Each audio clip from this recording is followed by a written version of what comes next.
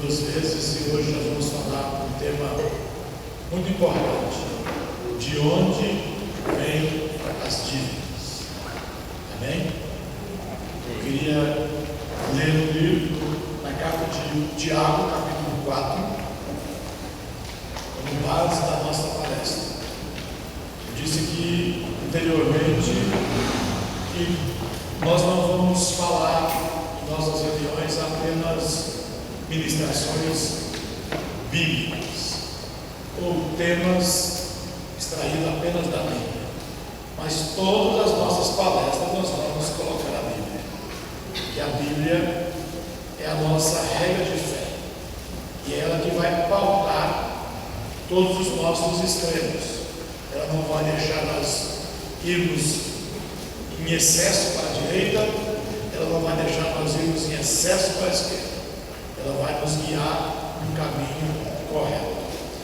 Tiago capítulo 4, a partir do versículo 1, você acompanha comigo o texto: de onde procede guerras e contendas que há entre vós?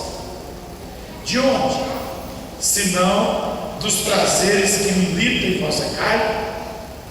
Cobiçais e nada tendes, matais e invejais e nada podereis obter. Viveis a lutar e a fazer guerras, nada tendes, porque não pedes. Pedes e não recebeis, porque pedes mal, para esbanjardes em vossos prazeres. Infiéis, não compreendeis que a amizade do mundo é inimizade de Deus? Aquele, pois, que quiser ser amigo do mundo, constitui-se inimigo de Deus. Ou supondes que em vão afirma a Escritura: é com ciúme que por vós anseia o Espírito que Ele fez habitar em nós? Pai, no nome de Jesus, nós estamos iniciando, Senhor, mais uma aula nessa sequência, Senhor, de que queremos estudar sobre a vida financeira, princípios bíblicos de prosperidade para o teu povo, para a tua igreja. E hoje nós queremos escolher, Senhor, mais um tema. Pedimos a tua graça, Espírito Santo, que o Senhor possa conceder, não apenas os que estão presentes, mas os que estão também online aí, em outra região, em outro estado, em outra nação, que eles possam receber do Senhor esta noite a instrução, a palavra de Deus, o conselho do Senhor, para aplicarmos na nossa vida financeira, para que nós possamos ser guiados pelo Espírito de Deus e alcançar, Senhor, um alvo em Cristo Jesus de prosperidade, não segundo os padrões do mundo, mas segundo os padrões do céu. Assim nós oramos em nome de Jesus. Amém? Amém? De onde vêm as dívidas? Este é o assunto desta noite. De onde vêm as dívidas? Tiago faz uma pergunta dizendo: de onde procedem as guerras? De onde surge a guerra que há entre vós? Esse entre vós, ele pode ser entre marido e mulher em uma casa, pode ser entre uma família, pode ser na comunidade, pode ser esta guerra na cidade, pode ser esta guerra na igreja. De onde vêm as nossas guerras e contendas? Traduzindo esse texto para aplicarmos a aula desta noite, a pergunta é: de onde vêm as dívidas entre nós? De onde vem tanta dificuldade? De onde vem tanta tribulação? De onde vem tanta angústia? Se não é de corrermos atrás dos nossos próprios deleites, de buscar os nossos próprios prazeres, de estarmos buscando nossos próprios interesses, e às vezes nos esquecendo de honrarmos a Deus. Então, você que está comigo, repita comigo: de onde vêm as dívidas? Vamos começar. A vida financeira tem sido uma grande armadilha para muitos cristãos sinceros e fiéis. Alguns têm acarretado para si e para sua família muitas desgraças e dissabores por causa das dívidas contraídas. Sem nenhuma dúvida, a situação de dívida se constitui um dos principais males que afetam o homem hoje. Vivemos num mundo onde crises financeiras, queda das bolsas de valores, pacotes econômicos, desemprego são coisas comuns do dia a dia. A situação de dívida pode aparecer como resultado de erros administrativos, roubos ou fatalidades. Mas uma coisa podemos ter como certa: qualquer que seja o motivo, o inimigo está por trás, pois ele veio senão para matar, roubar e destruir. E qualquer que seja a situação, sabemos que Jesus veio para nos dar vida e vida com abundância. E é esse o nosso objetivo: atrairmos Cristo, atrairmos a sua palavra, atrairmos o Espírito de Deus para dentro de todas as áreas da nossa vida, até que nós venhamos alcançar a varonilidade de um varão perfeito, alcançarmos a estatura, alcançarmos o padrão que Ele espera, almeja e requer de mim e de você que venhamos ter. E na área financeira, nós necessitamos melhor aplicarmos a vontade de Deus.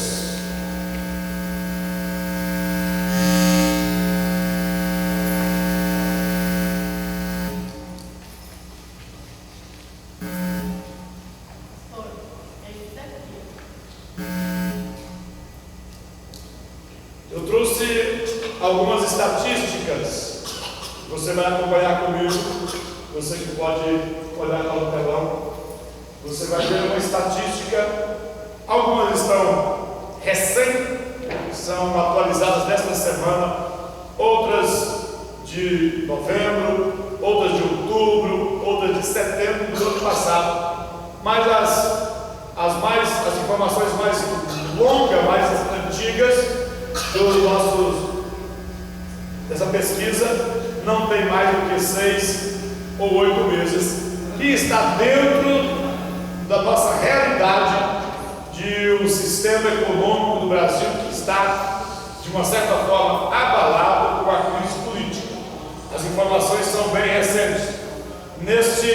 Nesta página do Globo.com está uma informação muito clara: 6 em cada 10 brasileiros não sabem quanto devem, aponta uma pesquisa.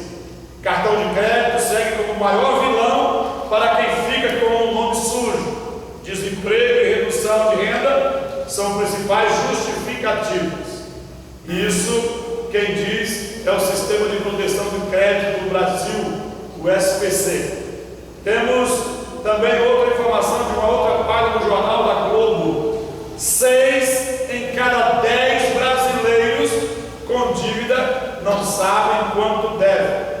Os juros do cheque especial estão em 293% ao ano. Esse índice é o maior desde julho de 1994. Então, se você ficar aí preso no cheque especial, saiba que você vai pagar 293% ao ano. Algo que jamais alguém pode superar se continuar preso no uso do limite do cheque especial. Também uma outra página da Veja, uma página eletrônica, diz: cada trabalhador brasileiro deve milhares por meio do governo. O colunista Rodrigo Constantino fala sobre a dívida pública, que cresce cada vez mais e chega a 2,7 trilhões. O brasileiro já nasce devendo quase R$ 30.000 para o governo. Talvez você não saiba dessa informação, mas ao longo, até aquele que ainda vai nascer, ele já nasce com uma perspectiva de uma dívida que ele vai adquirir com o governo ao nascer. Depois você olha essa página, essa reportagem é muito interessante, está na revista Veja, você pode encontrar. Também uma outra página diz: para cada R$ 100 de salário, o brasileiro deve 40. Para cada R$ 100 que você ganha como salário, 40 você já está devendo. Isso nós não vamos nem falar de juros, ou melhor, de impostos, que a carga tributária do Brasil é uma das maiores do mundo, e ela está embutida no seu salário. Mais de 41% do seu salário você paga de imposto ao adquirir um produto. Então, quando você sai de casa para o trabalho, saiba que o governo está tendo quase a metade do seu salário. Uma parte você trabalha para você e a outra parte você trabalha para o governo. Se você não souber cuidar da sua parte e ainda pagar juros ou entrar em dívida, aí sim você vai descobrir que você é um escravo. E é nessa situação que muitas pessoas se encontram. Nós às vezes olhamos para a história, às vezes olhamos para a Escritura e observamos o estado em que haviam ricos e escravos. Deus olha para mim, para você, hoje, como olhava no passado, como olhava para o contexto bíblico, e Deus tem ainda o mesmo sentimento e o mesmo entendimento. Deus não se move porque você é livre ou porque você é escravo. Deus não tem dó de você porque você é escravo e às vezes o outro é livre. A condição é que alguns foram vencidos economicamente e agora tem que servir o outro. Então, como em tempos remotos, não tão remotos, porque a escravatura ainda durou no Brasil ainda temos restícios da escravatura, mas agora o homem acha que é livre e está escravo da dívida, sem conseguir pagar, sem conseguir sair. E a Bíblia diz que aquele que toma emprestado se torna escravo do que emprestou. Aquele que toma emprestado se torna servo daquele que empresta. A palavra servo é a mesma palavra que escravo. Seguindo o jornal Hoje, uma página do jornal Hoje, datada de 2015, média da dívida de brasileiro é 7 vezes valor da própria renda mensal. Média da dívida de brasileiros é de 7 vezes o valor da renda mensal. Você está entendendo a gravidade? Se você recebe R$ 800 e você deve 7 vezes mais, você terá que trabalhar os próximos 7 meses para pagar, sem comer, sem beber, só para quitar. Isso está dizendo da média. Se alguém aqui nesta noite pode levantar a mão junto comigo e dizer: eu não devo nada a ninguém, eu quero te dar os parabéns, porque eu não tenho encontrado pessoas como eu, sem dever. Amém. Tem aqui, glória a Deus. E quem está comigo aqui há 10 anos e ainda está devendo, é porque é desobediente a Deus, ao pastor e à palavra de Deus. Porque você tem exemplo e ensinamento para não dever. Se você está escravo, Deus está lhe dando uma outra oportunidade. Desses dias nós estamos aqui dedicados ao ensino para tirar pessoas desta prisão, deixarmos de sermos escravos. O Filho de Deus se manifestou para desfazer as obras do diabo, colocar em liberdade. Se verdadeiramente fizermos o que Ele nos manda, seremos livres. E às vezes as pessoas já estão livres da prostituição, já estão livres do adultério, já estão livres da mentira, mas ainda não estão livres do pecado da dívida, porque a minha Bíblia afirma: não deveis nada a ninguém. Pastor, o senhor é muito radical. A pergunta fica para você responder para você mesmo. Você conhece alguém que você admitiria que ele deveria ir para o céu sem ele ser um cristão radical? Então dívida é pecado. Diga comigo: dívida é pecado. Dívida é pecado. Estarmos debaixo do vermelho, que não é o sangue do cordeiro, é pecado. Viver no vermelho e não é o sangue do cordeiro, você está em pecado. Amém? Seguindo, mais uma página diz: quase 39 milhões de brasileiros têm dívidas vencidas há mais de um ano. Um terço da população, ou um quarto da população, tem dívidas com mais de um ano de vencido. Uma outra página diz: 74% dos brasileiros vão usar o 13º para pagar dívida, diz a ANFAC. Isso está a informação de que acabamos de passar pelo 13º, que normalmente começa a primeira parcela em novembro e a segunda em dezembro, e alguns ainda recebem até em janeiro, que é normalmente esse trimestre que os homens pegam o 13º. E a pessoa passa o ano inteiro esperando o 13º, ao invés daquilo ser um pagamento, algo que ele vai usar satisfatoriamente, livremente, para algo que ele deseja. Não, ele espera o ano inteiro, 12 meses, para pegar o 13º para investir em dívida, porque o peru fica o outro ano. Muita gente não consegue comer o peru com o 13º, porque ele começou despenando o peru lá em janeiro, no começo do ano. Então, para que você possa um dia adquirir alguma coisa sem dívida, é que eu quero que você preste bastante atenção esta noite. De onde vêm as dívidas? Quais as consequências que ela traz? E o principal, como sair das dívidas. E Deus tem uma receita para você. A revista Exame diz: quase 90% dos brasileiros têm dificuldade de quitar dívidas. Mais uma página do Globo.com, em uma outra data, diz: número de carros devolvidos aos bancos pelos brasileiros aumenta.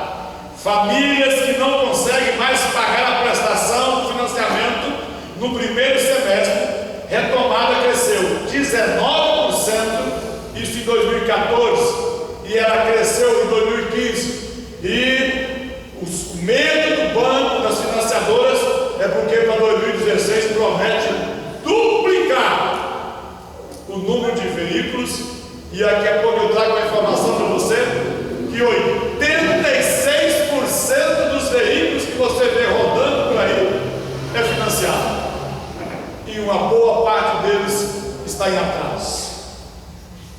O Brasil vive de ostentação, começando pelo governo federal, que eu acredito que Deus está trabalhando e vai haver uma mudança no nosso governo, se continuarmos clamando.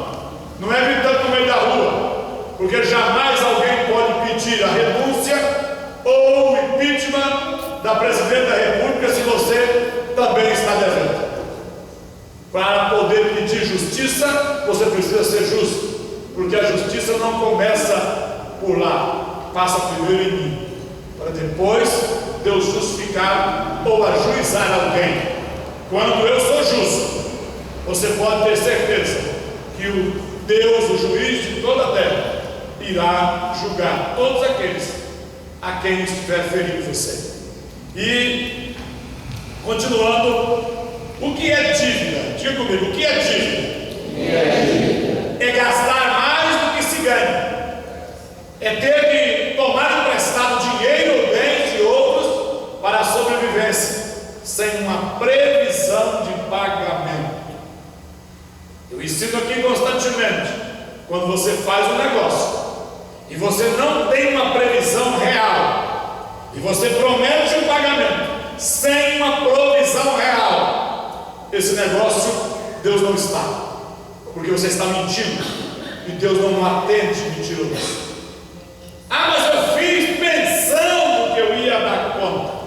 Isso é carne pura. Isso é trazer os seus próprios deleites. Porque quando eu não tenho sim, o que procede disso é do maligno. Então, preste bastante atenção. Gambireiro é do diabo. Todo gambireiro promete uma provisão sem ter uma certeza. Pega o seu bem, pega o seu imóvel, pega o seu objeto e diz: tal dia eu te pago, na esperança de que antes daquele prazo ele venha vender, ganhar um lucro e devolver o que é seu. Você que já caiu na mão de um gambireiro, você é gambireiro, sabe que eu estou falando a verdade. E Deus odeia o gambireiro, pois o gambireiro diz: nada vale, indo-se, gala-se o comprador. Deus não está com meio de mentiras. Podeis e deveis fazer determinados esforços para colocar sob controle vossa disposição de gastar além dos vossos rendimentos. Está apenas no seu poder de limitar determinado esforço para você não exceder os seus gastos. Muitíssimos não se têm educado a si mesmos o bastante para manter suas despesas nos limites de seus rendimentos. E vamos descobrir agora por que é que eu não consigo ficar dentro dos meus rendimentos. Por que as minhas despesas ultrapassam os meus rendimentos? Tiago disse: de onde vêm as guerras? E eu traduzi esse texto essa noite para aplicarmos a nossa missão: de onde vêm as nossas dívidas? Deveis procurar suprir essa deficiência no nosso caráter. Diga comigo: eu preciso procurar suprir a deficiência de dever do meu caráter. Porque dívidas a costumeira, dívidas atrasadas, se você não se preocupa em receber uma cobrança, se você é aquela pessoa que constantemente está recebendo aplausos na porta da sua casa, fulano está aí, você tem deficiência no caráter. E enquanto você não tiver um caráter semelhante ao de Cristo, não espere que coisas extraordinárias aconteçam na sua vida. Não espere que o sobrenatural venha ao seu encontro. Não espere que Deus vá trazer uma providência e salvar você de algumas situações, principalmente na área financeira. Eu sei que Deus é Senhor de tudo, e tudo pertence a Ele. Quando Ele quer dar a alguém, Ele o faz. Mas você não vê Deus promovendo um mau caráter. Se tem algum mau caráter em posição, se você conhece algum mau caráter em liderança, se você conhece algum mau caráter prosperando, saiba que ele está indo pelo tempo e pela sorte. Deus não está com ele. E dentro de um determinado tempo, pode ser que ele não alcance a sorte. E todos que procederam com mau caratismo, você conhece o fim.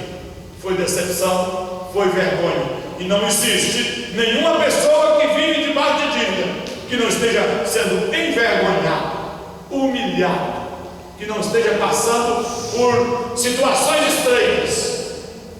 Às vezes tem hora que dá vontade de furar um buraco, fazer como uma avestruz, enfiar a cabeça. Só que alguns, por permanecer nessa prática por tanto tempo, foi afetado o seu caráter. Sua cara interior já não tem vergonha de receber uma cobrança. E isso precisa ser transformado, porque nós somos representantes de Deus na terra. Temos o Espírito Santo de Deus, declaramos ser cristãos. Só que às vezes as nossas práticas negam a nossa fé. E nós precisamos ter a nossa prática coerente à nossa fé. Porque se as nossas obras não são boas, a nossa fé está reprovada.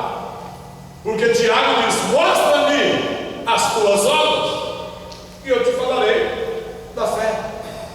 Não, eu expresso a fé. Estou acostumado a relacionar com grandes homens de Deus, que têm igrejas, que têm ministérios muito maior do que o que Deus me confiou. Só que eles fazem em uma área, por causa do dom, por causa do chamado, por causa do talento, algo extraordinário. No altar, na igreja, eles são homens de Deus, mas no comércio eles têm que andar de cabeça baixa, porque estão endividados, porque tem o nome protestado, porque tem que cortar a volta de certos comércios, porque não tem coragem de passar.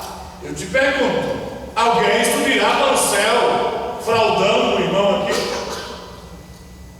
Alguém irá para a eternidade com Deus, vivendo aqui à custa de outros?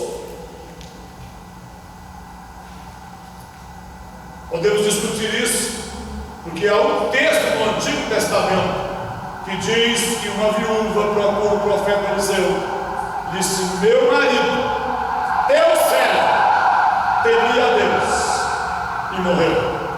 E agora vem os credores para tomar os meus 2 filhos como escravo. Se olharmos para Mateus capítulo 18, um senhor chama os seus servos para prestar conta. Os servos deviam àquele senhor. E chegando num que a dívida era tão alta que ele não tinha com que pagar, aquele senhor deu uma ordem. Eu queria que você prestasse atenção nisso. Diga comigo: um senhor que chama servos para prestar conta, porque os servos deviam, mas não tinha com que pagar. A ordem daquele senhor foi: prenda ele, a esposa dele, os filhos dele e os bens. Você está entendendo por que eu digo que dívida é pecado? Olha as áreas que você envolve porque você deve. Pessoas perdendo patrimônio, perdendo filhos, perdendo bens, por administrar mal a renda que Deus lhe deu. Prende ele, prende o cônjuge, prende os filhos e prende os bens. O texto de Reis, da viúva, que os seus filhos vão ser tomados, eu não o interpreto como dívida financeira. Por quê, pastor? Porque foi pago com azeite, foi pago com unção, foi pago com presença de Deus, com a glória de Deus. E qual era a dívida de um homem que era servo de Eliseu e era temente a Deus e morre e deixa uma dívida? Aquele homem não completou a sua tarefa ministerial. Então, muitos de nós nos ocupamos demais pelo material e ficamos devendo para Deus a nossa obrigação ministerial. E aquele homem que temia a Deus, agora os seus filhos, herdou uma tarefa que deveria ser cumprida. Nós estudaremos isso em uma próxima ocasião. Então, prosseguindo, como se contrai dívidas? Primeiro, perda de tempo. Na fé que professamos, faz tanto o nosso dever empregar o tempo durante os nossos 6 dias de trabalho, como também ter um tempo de descanso, porque foi ordenado pelo Senhor. E nós não podemos ser negligentes, nós precisamos ser diligentes no serviço. Não devemos deixar passar horas, dias, semanas sem nada realizar. Deus determinou que trabalhássemos. Trabalhar é um ordenamento divino. Faz parte da vida nos ocuparmos com tarefas. Jó, no capítulo 5, no versículo 7, ele diz: o homem nasceu para o trabalho, assim como a faísca para subir no fogo, ou subir no vento. Quando você atiça um fogo a lenha, sobe umas faíscasinhas. Jó está usado por Deus dizendo: o homem nasceu para trabalhar. Assim como aquela faísca só surgiu ali no fogo para fazer aquele enfeite na fumaça, no calor, sobe assim, brilhando e desaparece. Nós precisamos trabalhar, mas precisamos organizar o nosso tempo. Há muito tempo perdido. Tempo em que você podia estar estudando, tempo em que você podia estar cursando um novo empreendimento, tempo em que você poderia estar fazendo alguma coisa que lhe trouxesse um rendimento. Não, perde horas, perde dias, perde semana, perde mês. A maioria das pessoas que tiram 30 dias de férias, com 5 já estava resolvido, porque não trabalhou tanto para estar tão cansado. Mas Satanás tem pregado sobre a igreja um pensamento de dependência natural, que tem homens lutando para antecipar sua aposentadoria. Recebe uma aposentadoria parcial por antecipar a sua aposentadoria, de vontade de ficar parado, e acha que Deus vai jogar do céu em cima dessa teologia mentirosa de ladrões do púlpito que estão ensinando em campanha o tempo inteiro que se você fizer tais coisas, tantos dias na igreja, ou se você der alguma coisa para a igreja, vai mudar a sua vida financeira. Se isso fosse verdade, os homens já estavam vestindo tecidos de ouro. Isso não é verdade. Existe uma prosperidade por um princípio que ele requer primeiro de você, primeiro de mim, o meu proceder, depois o agir de Deus. Fora disso, é tentar o Senhor nosso Deus, esperando que Ele venha me beneficiar, para depois eu atendê-lo em seus mandamentos. Isso jamais será uma verdade. Jamais o homem pode colocar Deus na cadeira e o homem sentado no trono. Primeiro quem está aí, obedeça a Deus, depois Ele atende você. Buscar em primeiro lugar o reino de Deus e a sua justiça. Tudo que você conquistar, de uma agulha a $1 milhão, se não for com justiça, Deus não está com ele. E isso vai te trazer um resultado de sofrimento, de dor, de angústia, de muita tristeza. Como se contrai dívidas? Pedir emprestado. Não aprendam a ajustar-se às circunstâncias e tornar emprestado, sobrecarregando-se de débitos e, consequentemente, ficam desencorajados e desacorçoados. A pessoa vai alcançando um nível. Esse mês ele pegou um empréstimo no nome da esposa, no mês que vem ele pegou no nome do filho, no outro mês ele pegou no nome de alguém, mudou de banco, enfim, foi lá no crediário na rua dele, foi para o agiota, pegou com um amigo. Quando ele olha, quando ele está devendo, que agora eu dei uma estatística que uma boa parte dos brasileiros deve 7 vezes o valor que ganha, 8 vezes. Você terá que trabalhar muito. Isso traz desencorajamento. E tem muita gente que, graças a Deus, agora o seu nome não fica limpo com 5 anos de dívida. Depois de 5 anos protestados. Não, vai continuar lá. Tem muita gente, eu tenho crente que eu tenho o cheque dele, que ele acha que esperou dar 6 meses do dízimo que ele deu, e ele está achando que ele não deve mais. Ei, jamais o seu nome será limpo diante de Deus, diante dos demônios, diante dos homens, se você não voltar e pagar o que você deve. Dívida não se apaga com o tempo. Dívida acaba com a coragem de muita gente. E aí, quando ele está afundado, ele já não dou conta mesmo, agora faz o que quiser comigo. Você tem ideia de quantas pessoas morrem diariamente por dever? Existe um lado negro da sociedade, do comércio, da agiotagem, também no lado negro das drogas, dos vícios. Todos os dias morrem centenas e centenas de pessoas que se endividaram e não conseguiram pagar e ficaram desencorajados.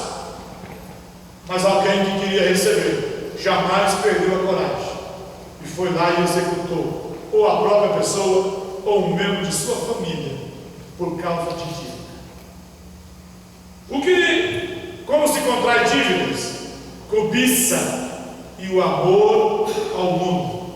Vi que alguns se têm escusado de ajudar a causa de Deus por terem dívidas. Presta atenção nisso, vou repetir.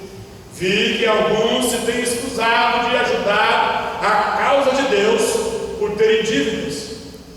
Tivessem eles examinado cuidadosamente o seu próprio coração e teriam descoberto que a verdadeira razão de não levarem a Deus oferta voluntária era o egoísmo.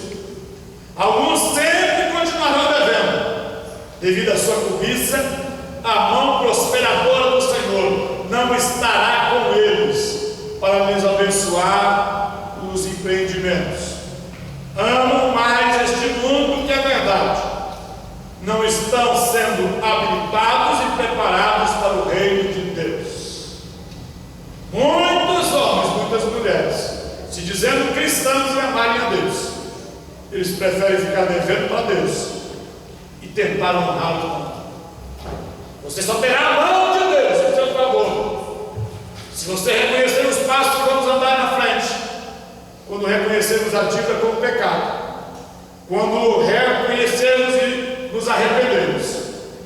E em primeiro lugar, vou começar acertando minha dívida com Deus, e Ele poderá, para muitos ou para alguns, ainda beneficiar você, para que você vença com êxito a dívida. Como se contrai dívida? Gastar dinheiro logo ao receber. Irmãos, essas coisas aqui eu escrevi com experiência.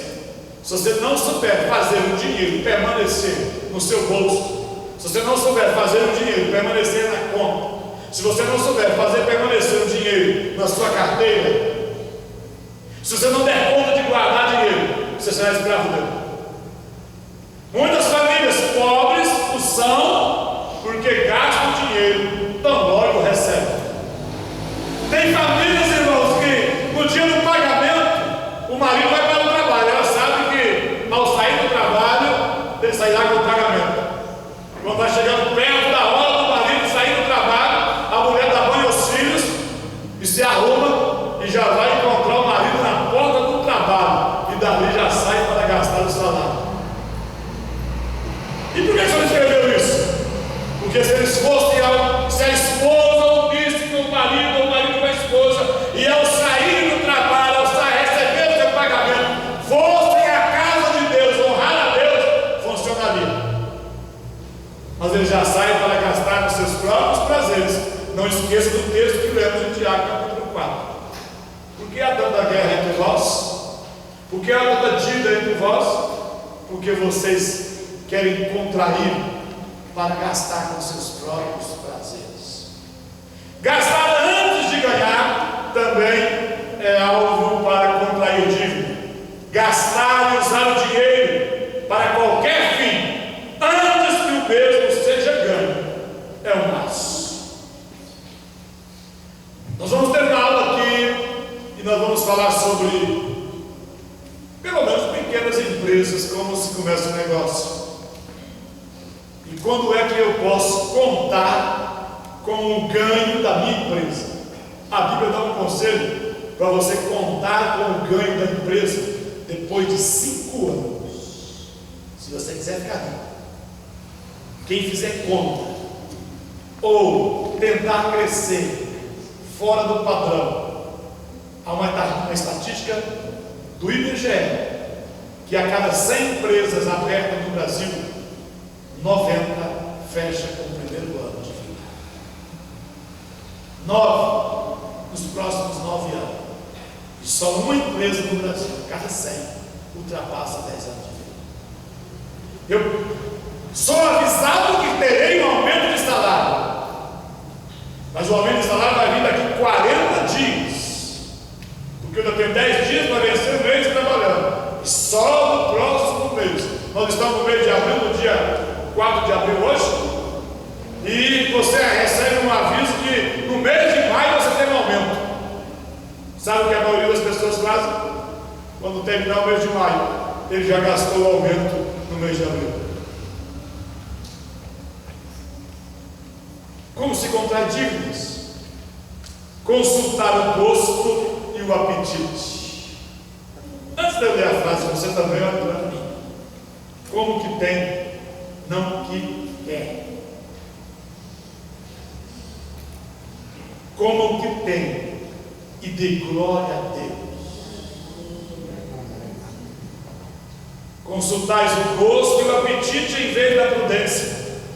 Às vezes dependeis do dinheiro em certa qualidade de alimento que vossos irmãos não se podem permitir. O dinheiro sai do vosso bolso com extrema facilidade. Quem pode comer sardinha não precisa desejar salmão. Se o meu padrão é para comer sardinha, coma sardinha e arrote salmão. Glória a Deus.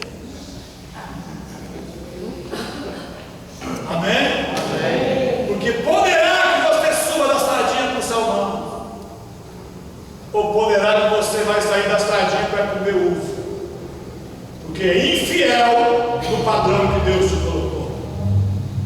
É infiel em viver dentro daquilo que Deus está testando você.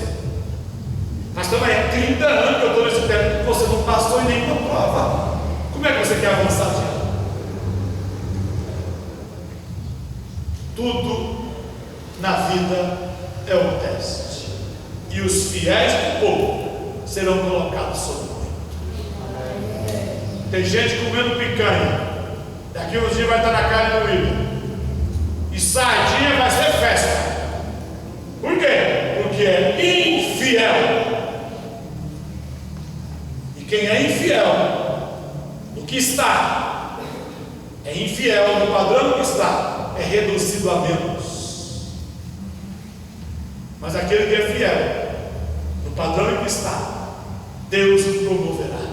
A mão onipotente de Deus vai abençoar a sua vida. Amém? De onde vêm as dívidas? O apóstolo Tiago faz uma pergunta importante na sua carta. De onde vêm as guerras e pelejas entre vós? Porventura não vem disso, a saber, dos vossos deleites, que dos vossos membros guerreiros? Por mais útil que seja ter instruções para sair de uma guerra ou contenda já iniciada, é muito mais importante saber como eliminar a causa ou a raiz das contendas. No caso da escravidão econômica, que se amplia cada vez mais através dos juros das dívidas, um roteiro com dicas e conselhos para se livrar dessas dívidas é muito útil. E você terá ele esta noite: 10 mandamentos para sair da dívida. Amém? Amém? Depois você vai poder pegar a cópia dessa gravação, ou se você quiser em Word, ou se você quiser o PowerPoint, aí você pode utilizar, decorar os 10 mandamentos de como sair da dívida. Amém. Deus me deu isso em 2001, quando eu consegui entender um pouco melhor o sistema bancário do nosso país. Como é que muitas pessoas terminam escravos de dívidas. E como eu estava dentro do banco, e eu trabalhava numa análise de crédito, eu que avaliava o cadastro de clientes, se eles mereciam, poderiam ou não receber o crédito. Então, nesse tempo, Deus me inspirou e eu escrevi essa palavra: de onde vêm as dívidas?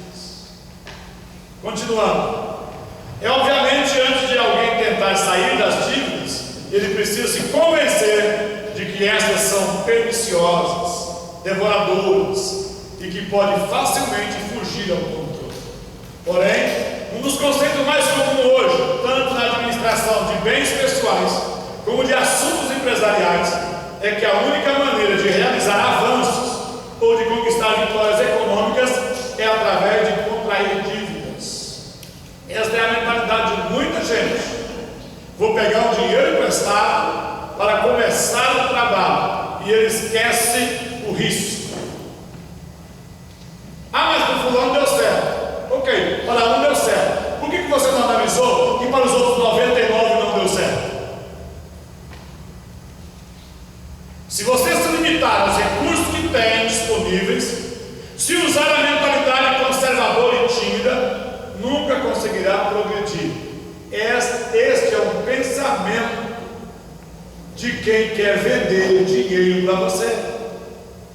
Essa é a mentalidade de quem está oferecendo uma oportunidade de prender você para ser escravo dele. Você é muito tímido.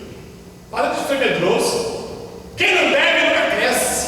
Quem não tem coragem de arriscar. Ei, a minha Bíblia não diz assim. A minha Bíblia diz: quem ultrapassa o limite, uma vibra o picará. É o contrário. Quem quebrar uma regra não será abençoado, será amaldiçoado. Mas aí, pastor, nós vamos chegar a um ponto que você vai entender o que é crédito e o que é dívida. Dívida, respondemos agora, é tudo aquilo que eu faço sem uma certeza de provisão.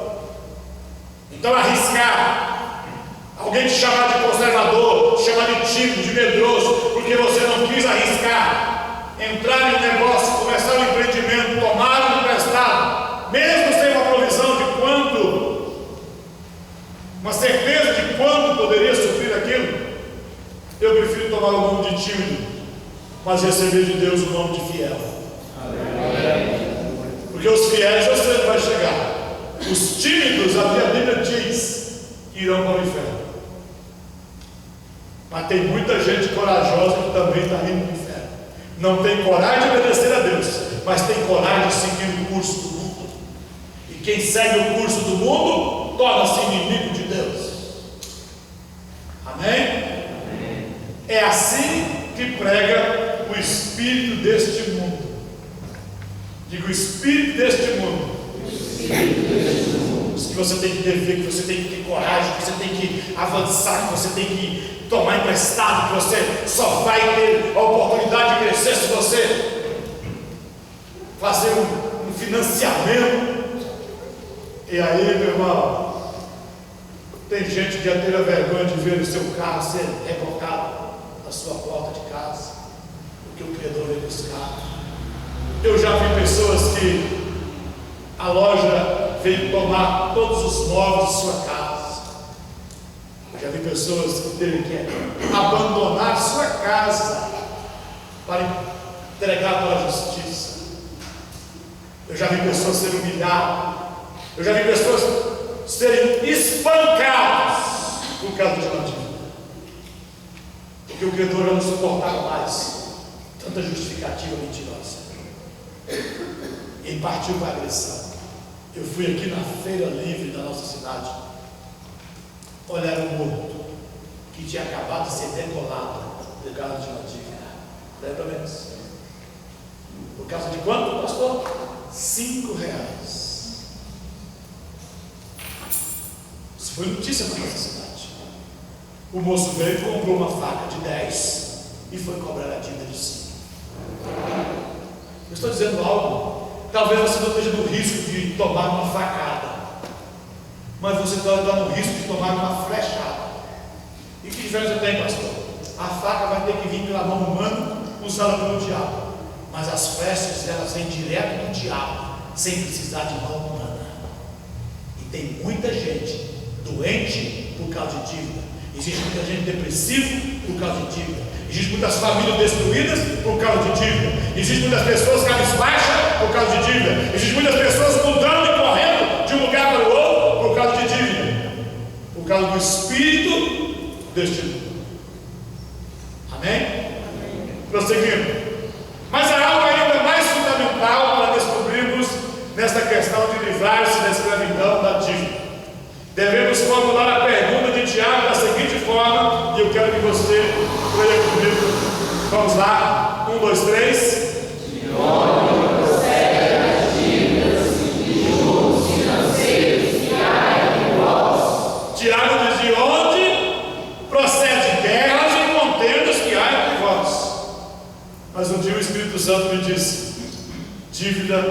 gera guerra. Dívida gera contenda. Dívida gera separação. Dívida gera crises familiares. Quantas pessoas que não se falam em família por causa de empréstimo. Quantas pessoas que não se falam por causa de herança, por causa de bens. De onde vem? Tiago vai responder: por causa da ganância, da avareza, da vontade de possuir, porque você quer deleite, você quer prazer, e essa é a lei do mundo. Então o espírito deste mundo guerreia com você, e se você não for mais forte e ser fiel a Deus, você vai ceder ao espírito do mundo e vai proceder conforme o mundo. Ao proceder como o mundo procede, você se torna inimigo de Deus. E o inimigo de Deus, eu quero dizer para você que Deus apenas permite ele sobreviver. Como assim? Jesus disse a mim e a você: se o teu inimigo está com fome, não deixa ele morrer, dê comida para ele. Mas ele não mandou abraçar, ele não mandou abençoar, ele não mandou você dar para o inimigo mais do que o pão de sobrevivência. E muitos de nós, como cristãos, que aqui na igreja ora em línguas estranhas, profetiza, cura enfermos e faz e acontece.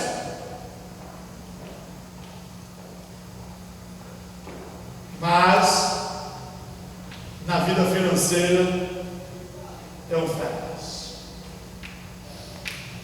Eu não posso ter comportamento moral lá fora e outro aqui dentro.